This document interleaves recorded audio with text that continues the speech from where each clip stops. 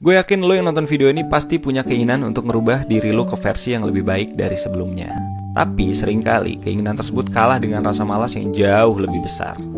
Gak apa-apa, santai aja, itu normal. Itulah kenapa sedikit orang yang bisa keluar dari zona nyaman dibandingkan orang yang bisa keluar dari zona nyaman dan akhirnya bisa mendekatkan mereka ke dalam kesuksesan tujuan mereka, yang artinya mereka menjadi versi terbaik dari dirinya.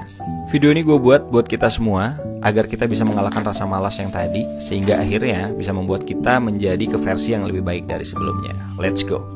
Cara ini gue ambil dari buku Atomic Habits dari James Clear. Sebenarnya banyak banget insight yang bisa kita ambil dari buku ini, tapi di video kali ini gue rangkum menjadi 2 poin dulu aja. Nanti sisanya gue bakal upload di part berikutnya. Kita masuk ke poin yang pertama. Poin yang pertama adalah kita hanya perlu lebih baik 1% setiap harinya, maka dalam setahun kita akan menjadi 37% lebih baik dari versi diri kita sebelumnya.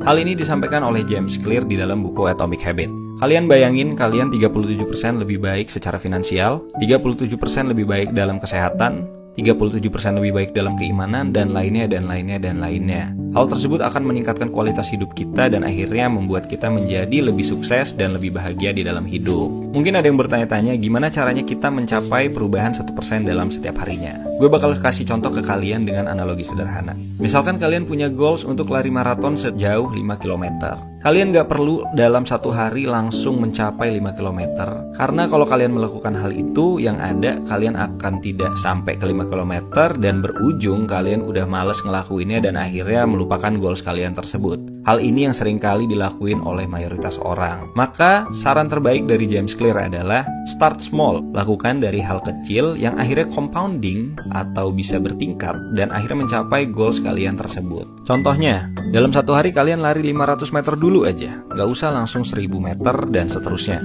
tapi 500 meter dulu aja. Kalau kalian ngerasa 500 meter itu terlalu dekat, maka di hari kedua kalian bisa tambahin menjadi 700 meter. Di hari ketiga tambahin terus dan seterusnya. Sehingga akhirnya goals kalian yang 5 km di awal itu bisa tercapai tanpa adanya paksaan.